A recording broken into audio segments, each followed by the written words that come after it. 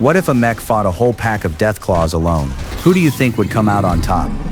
50 Cap says he goes down to the next 5 minutes. After all, this is the gambling city. Even knowing that if Maximus falls, the entire city would be doomed, they still couldn't resist cheering and betting. But clearly they underestimated Maximus's mech. With the firepower on its back, he easily took down 2 Deathclaws. But ammo is limited. He had to use it sparingly.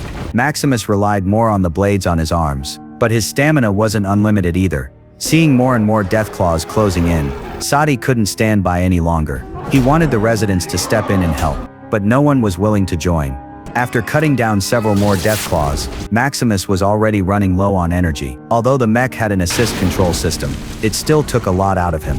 Maximus's shooting skills were poor. Whether he hit anything depended entirely on luck. As the next shot went wide, the screen flashed red, warning that his ammo was depleted. From here on, Maximus could only rely on himself. The casino crowd erupted in cheers. Exactly 1 minute had passed since the bets were placed. Looking at him, he probably wouldn't last long. Sadi grew more and more frustrated.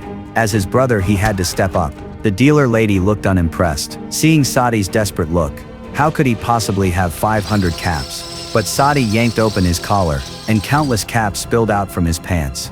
Remember, he used to be a foreman at the mint. Taking out 500 caps was easy for him. With that, the casino's energy surged again. But Maximus's stamina had bottomed out. He could only defend passively.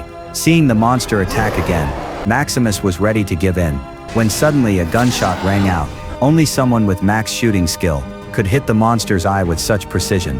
And that was Sadi. He had lost an arm, yet he could still snipe using his foot. Only problem, reloading was tricky. But Maximus couldn't wait. The monster went even more berserk after being hit in the eye. The mech was heavily damaged, almost a useless pile of scrap. Maximus summoned the last bit of strength he had, and barely subdued the creature. He panted heavily. At that moment he thought of his father. His father had always hoped he'd grow into a man of honor, and now he clearly hadn't disappointed him. The mech would eventually break down. The ammo would run out, but as long as he still had breath, he wouldn't step back. At this moment, Maximus was no longer just a bet on the table. He had become the one holding up hope.